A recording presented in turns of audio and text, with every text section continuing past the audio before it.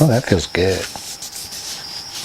Nothing feels better than somebody rubbing your neck or your back after you've slept weird. And I have. 2 days ago, I woke up and I felt this pull, like a sore muscle, right along my shoulder blade. Have you ever had that? I think most of us have. And you got to work it out. You just have to keep exercising it, rubbing it, moving around and getting rid of it. But for 2 days, I've had that. I don't know. But I've had this before. This is not an old person thing, so don't go telling me I'm old. I know I am, but this is something that's always happened to me. I don't know what happens when I'm asleep. I think I do gymnastics and twist myself into a knot, but I have no idea. But, oh yeah, I'm wearing my pajamas. These are my actual pajamas. They have Christmas designs on them. I don't know why. But yes, I am in my pajamas. I am doing a program bright early in the morning. I just woke up about a half an hour ago. And I was drinking my coffee. I came downstairs. I opened up the door. And what do I see? I see this. Poor little Sunny. That's her name, by the way. I named this plant Sunny. Oh, figure what the heck, sunflower, sunny, you kind of get that. Well, last program, oh, by the way, welcome to the Voodoo Garden. Welcome to the Voodoo Garden. My name is Ray. I am the host of the Voodoo Garden, this weird broken neck nonsense that I lovingly call the Garden of Voo. I came in with my cup of coffee and I saw this and I felt so bad. Last program I did 2 weeks ago, Sunny was about ready to touch the ceiling. She was about maybe, I don't know, a foot, half a foot or something like that from the ceiling, but it's a sunflower. I'm growing a sunflower indoors because why not? Why not? People tell you what you can and cannot do, and I don't like being told what I can't do. I've never heard of anybody growing a sunflower indoors, and I figure why not? So I'm growing a sunflower. This is called a mammoth sunflower. Yeah, and I've grown them outside. I actually have a picture on the website, on the Little Shop of Seeds. If you ever look there, if you've ever been there, look for the mammoth sunflower. And look at the picture. I'm not telling you to buy the seeds. I'm just telling you to look for the picture because that's the only picture I have available. Look at the picture of the sunflower on the mammoth sunflowers. That's Mike, my best friend. Yes, and that's when we lived in Minnesota. That was a mammoth sunflower, and I believe it ended up being 14 feet tall. It was huge, and taking that monster down was a hoot. But anyway, that's what a mammoth sunflower can do when you give it all the proper everything. Well, I grew it outside. I've grown it here outside, and I've had great success growing them, but I've never grown them inside. So I figured, why not? Nobody's going to tell me what I can and cannot do. So I grew one inside. I have a sunflower growing inside, and it wasn't flowering with the last time you saw it. In the last 2 weeks, what it did was it hit the ceiling. It started opening a flower, and then it was pushing up against the ceiling. It was pushing really hard, and I didn't know what to do. What can I do? I can't raise the house, and I don't want to take it outside. I want to keep it inside. So I kept moving it forward, so it was leaning forward, and it was still pushing, though. It didn't want to curve and go forward, and then what happens? I come inside, I come into the Voodoo Garden one day, and it had pushed so hard, it broke its neck. Yeah, that's kind of sad. But a miraculous thing happened. Usually after you break your neck, that's pretty much the end of the story. But not so in the Garden of Voo. After it broke its neck, take a look at what happened. In a 16-inch pot with nothing more than a little coir, compost, and potting soil, I grew this. And you can see, by the way, look at the roots. Yeah, this thing is filling the entire pot with roots, even at the surface. Sunflowers are wonderful for sending down roots. You'll find that if you ever grow one outside and then you try and pull it up, oh yeah, you'll throw your back out. Darn near need a chainsaw. But here's what it looks like. No, it's not out of water. You see the droopy leaves? That can just sometimes happen, even when you're growing them outside. That's what happens with the leaves. As it grows, the bottom leaves kind of filter away and die off, and the upper leaves get bigger and stronger. Well, look at this. Isn't that a beautiful thing to see first thing in the morning? No bees on it, of course, because I have no insects in here. So I've called this for years my little bee, my little finger bee, and I pollinate like this every single morning, and the pollen comes off on my finger. Yeah, you know, you can eat the pollen off of sunflowers. Doesn't have a taste, at least not to me, but it's probably good for you. I mean, the bees can't be wrong. But look at this. It snapped its little neck right up here at the top, and I'm going to move the camera around as gently as I can so that you can see what happened. This was remarkable. It just split the plant. Actually, you can kind of see it from this side. I'm going to go right back to the other side, And this is important. This is important. Look at that. It just broke and it split the plant. Yeah. And yet, it's still alive. Yep. I came in and this is what I saw. But the plant, and by the way, that wasn't this morning. That wasn't this morning. I was just talking about this morning, but this actually happened about, I'd say, a week ago. Yeah. And what happened was, look, at first it went down and I thought it was going to die. It was just going to wilt away. And I thought, well, here, that saved me the trouble from chopping off the top. But what happened is it starts growing and it's curving. And then the flower came out. So this is what happened. It broke its little neck, and yet the stalk, even though it's split, it sends nutrients along the outer ridges of it and it re-strengthens itself. It's amazing.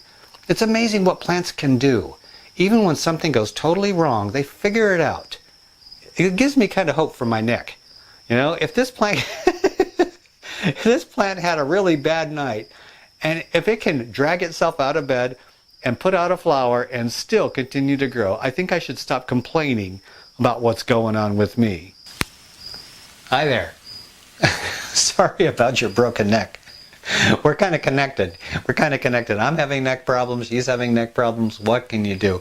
But there's other things going on in here too. There was, what's it called? China doll. Actually, the China doll is what's shading the camera right now. The China doll is reaching the extent of what it's going to do. So I have to make a decision today. So we'll get back to China doll. But there was also another thing, because I mentioned when I went on a hiatus, I went on vacation in August, we were having problems. Remember the water problems? And I showed you my little water thing? Well, I've been working with that, and they've been getting better water. All the plants have been getting a lot better. And I want to show you something, because the dragon tree, the Dracaena, that's what's normally called a dragon tree. It's called Dracaena. Well, I don't know if it's a he or she, but it was having problems. The leaves were getting faded. They were falling apart because of the alkaline water. Well, I didn't know what to do with it. So what I did was I cut its head off. Remember, I did a little tour and I showed the little stumps that I was wanting to see if it was going to grow new growth out of the stumps. Because some folks have asked me, Ray, I have a dragon tree and it's not looking very good at the top. What can I do? I've had it for so long. Because a lot of you have had plants for a long time. Some people got them like from their mother, their grandmother, and they really want to keep their plants going, and they're kind of scared about what to do. So I want to give you a little bit of encouragement by me taking the risk for you. I take the leap, and then if I can survive it, then maybe you'll be more encouraged to do it as well. And I want to show you something, okay? So I'm going to bring that over here. I'm not going to take you over there. I want to bring it over here so we can get a better look at it. Take a look at what happened after I beheaded. I beheaded the dragon. And this would be the dragon I'm talking about. A Dracaena marginata, also known as the dragon tree. There was 2 of them in the pot when I got them. And they had leaves all the way down to the soil. Well, what I did was I pulled the leaves off. I showed you that. And you pull the leaves off, you pull them downward in a sharp pull. And that pulls the leaves off, and it gives you this nice graceful stem that grows up, and then it has a tuft of leaves on top. Well, the tuft of leaves didn't do so well, so I chopped off their heads. And we're going to go up nice and close and take a look at what happens when you cut the head off your dragon. Look. And it can be any number. It can be 1 to 3 or even more. New shoots coming out, and those are going to be stalks just like this growing up. So I'm going to have 3 plants coming out of 1 stalk here, and over here we have 2, with a possibility of a 3rd one coming out right here. These are going to grow up, have trunks just like that, and put out leaves as they grow. Now see, I changed the water. The alkaline water was killing this plant. So when I changed the water, the plant got back to health, but it didn't have the tops on it. So that's what it does. It puts out these new shoots, and they'll eventually have nice, thick trunks like this. But this trunk will get even thicker, just like the peppers and tomatoes when I chop them back. It gets a little bit thicker, and these will be thinner stalks, but they'll thicken up as well. In time, this plant, if all goes well, it can get right up to the ceiling, because in nature these plants get 30 to 40 feet tall, or even taller. Yeah, these are actual trees out in nature. And but yeah, no, it's not going to get that tall here. So if this survives, and I'm hoping it does, and it gets these long trunks. When it hits the ceiling, I'll cut those back a little bit as well, and each one of those trunks will form multiples, and eventually you can sculpt these into being a large, a thin, graceful trunk, then 3, and then each one of those would be 3. It gets exponentially better and better, and then at the top you have a large cluster of these graceful branches. It's going to be beautiful. It's a work in progress. It's not something instant. It's a work in progress. And by the way, I just noticed this. No, Rascal did not take a dump back here. Yeah, it looks like a doo-doo, doesn't it? It just fell off. This is actually an old flower that fell off of the Prince of Orange. Yeah, the Prince of Orange likes to put out these ridiculous looking flowers, and they're not really even flowers. They're just pods, and they just rot on the plant. Here's what they look like. Ick. They turn into mush. I usually let them hit the soil and they break down, and the little soil mites will eat them up. Well, that one fell off. So yeah, there's no poop in the garden of Voo. I gotta explain things because it's not like you're gonna know. So yeah, I better clean that thing up and put it back into its pot. Oh, there's another thing I need to show you. Hold on, don't go nowhere. Oh yeah, the surprises just don't end. Everything is coming up beautiful. Look at this. I call these the twins. And yet, they're not identical at all, are they? They're both different colors. These seeds were sent to me by a good friend named Nancy. She lives down in Missouri. And she's growing, do you know what this is? This is a jasmine. Night blooming jasmine. I had one of these growing. It was huge when I was doing a voodoo garden in Minnesota. And those of you who have been here for a while, you remember the night blooming jasmine. Oh, the flowers, they put out an aroma. It is heaven. Heaven on earth. The smell comes out at night and it just takes you right on to sleep. It's beautiful. Well, I haven't had one for a while and I can't find them locally. So what she did, off of her very own plant, she sent me seeds. I planted the seeds and look what came up. They came up quick too. And they're both different colors. Weird. I don't know what's going to happen, but that's the fun of it. Not knowing and finding out. So Nancy, look. These are the little night blooming jasmines. Yes, they're starting to fall over. That's because I need to transplant them. I was waiting until I could find some potting soil because around here it's hard to find. Well, those are the night blooming jasmines. Those I'm going to be growing in here, and hopefully they're going to flower, and when they do, you and I are both going to see it right off the bat. Now, as you know, as you're probably noticing when I first started off this program, there is no purple passion over here. Remember the big purple monster? Well, she's been retired, and she had a fungal issue, remember? And I didn't want to have to deal with it because it was too widespread. Sometimes you got to know when to fold them. And so I got rid of her, but I took 3 of her clippings, and this is something you can do as well if you have a troubled plant. Sometimes you may want to try and save it. Sometimes you may just want to cut bait and let it go and take some clippings and start over brand new. I put a little compost tea in this cup. I put in 3 cuttings, and this is what happens after a couple weeks. See? They all put out roots. They're wonderful at putting out roots. If you ever want to get a purple passion started, take cuttings and take off all the leaves except for the top few. Okay, just the top few, and then put it in a glass of water. And then when it gets a good amount of roots like this, then you plant them in a pot. So I'm going to be planting these probably tomorrow. I don't have time today. Make sure you keep that cup full of water. You don't want those roots to be hitting any air. It can kill the roots. And there's one other thing. Actually, there's 2. Here's one. I'm starting my winter garden. And of course, this is a pepper plant. This is a sweet habanero. Yeah, a lot of you guys, girls, and dogs, cats, I don't know, but a lot of you have been ordering the seeds off of the website. I harvested the seeds from my sweet habanero that I'm growing outside, and you'll be growing this next year. Well, I stole a seed for myself. And this is the one that I did the test germination because I wanted to make sure the seeds were good before I sold them. I don't want to sell seeds that aren't good. This is the one that I tested the germination on. This is a baby sweet habanero. Look at this. It's got a lot of new shoots coming out, and I haven't even pruned this. Nope. Good soil, good light. I'm going to be growing this all winter long here in the Voodoo Garden. Yes, I am. I've started way early, but why not? Why not? I can grow whatever I want. So there is a sweet habanero I'm going to be growing. This little thing doesn't look like much, but then again, it looked like even less a couple weeks ago when we were here. I showed you that it was having issues and I had to cut it back. This is the poinsettia. But look, it is putting out new growth. So if you need to cut back your poinsettia after Christmas, or if it's getting a little bit too gangly, you can do that. And these leaves are not coming out red like the last time. They're coming out green. So hopefully this will be a green plant and I'll have a green poinsettia. I had the red one, it was fun, but now I want to have a green one. So here's another new start. Things are shaping up. Things are shaping up and things are happening here in the Garden of Voo. And it's a very exciting time. Aw, we have new stuff growing at the very base of the China doll. It's starting all over, brand spanking new. In such a small pot too. This is not the 16-inch pot like the other plants. This is only a 14-inch pot.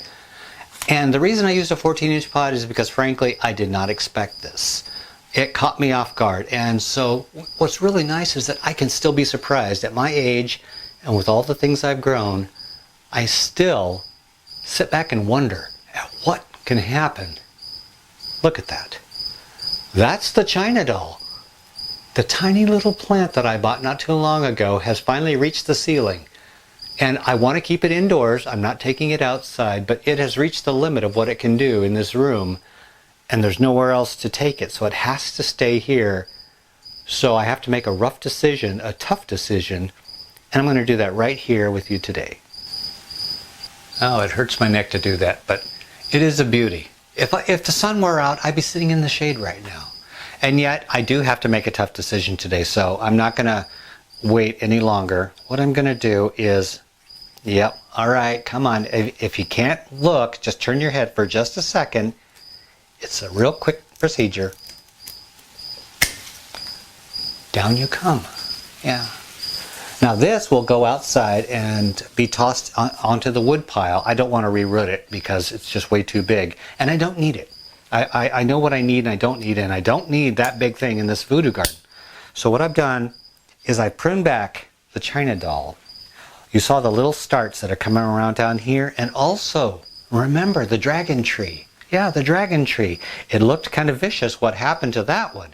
And the same thing with this. And yet, I have a firm belief. I don't know because this is the first time. I'm going into uncharted territory here. But I'm going to do it with my friends.